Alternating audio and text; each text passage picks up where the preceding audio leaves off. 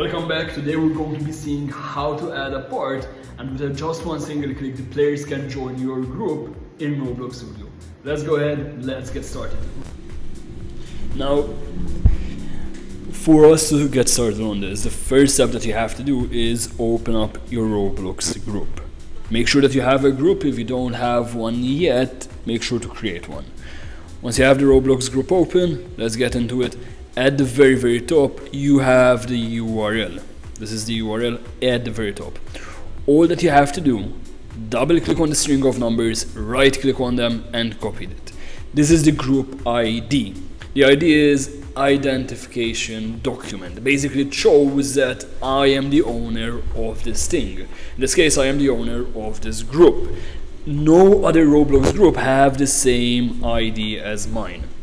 Now let's go back to Roblox Studio, and once we're over here, the first step that we're going to do, let's add a part. You can customize this part, make sure to anchor it so it doesn't move.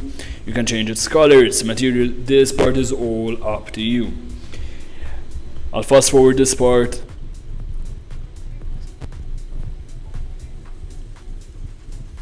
There we go, I'll make it out of metal.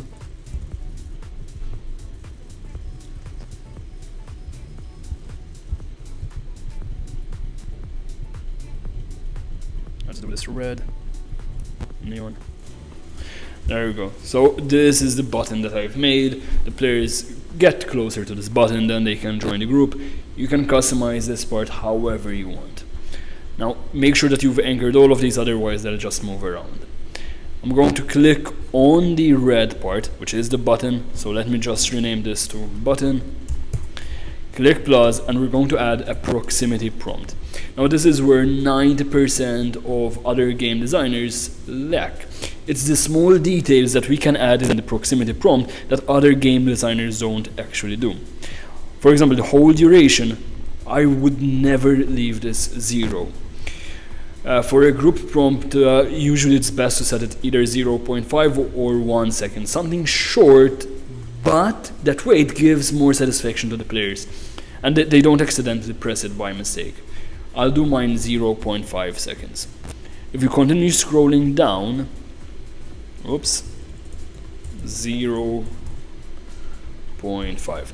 If you continue scrolling down, you're also going to see keyboard key code. Instead of E, you can change it to whatever you want. I'm going to leave mine as E. And then you have object text. Over here you can write down the group's name. In my case it's Noble Courses Malta. Speaking about Roblox groups, I'm also going to attach the link so you can all join the Noble Courses group as well. We're only accepting anyone that joins within this month. After that it's back open just for the students from 2026.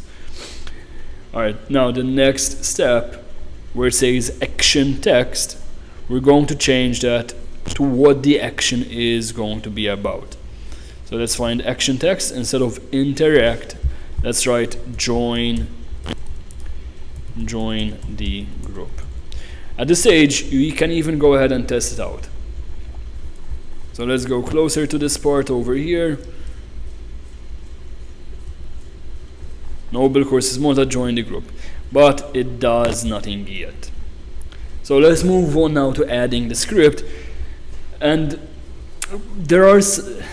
let's move on to adding the script to the button. Let's click plus on this button, let's add a script, and let's rename this to join group script.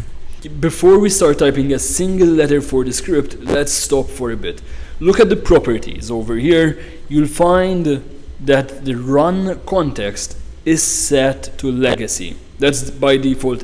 Every single time that you add a script, it sets it to legacy. Let's change this to a client instead. And this part is crucial.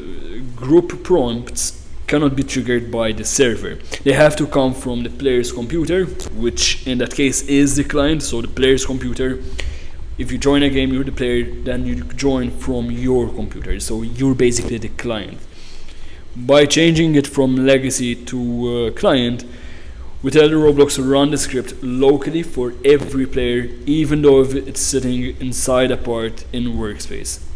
If you miss this step, it will not work. So make sure that you do this, otherwise I'll see a bunch of comments saying this did not work. Make sure that you do this step.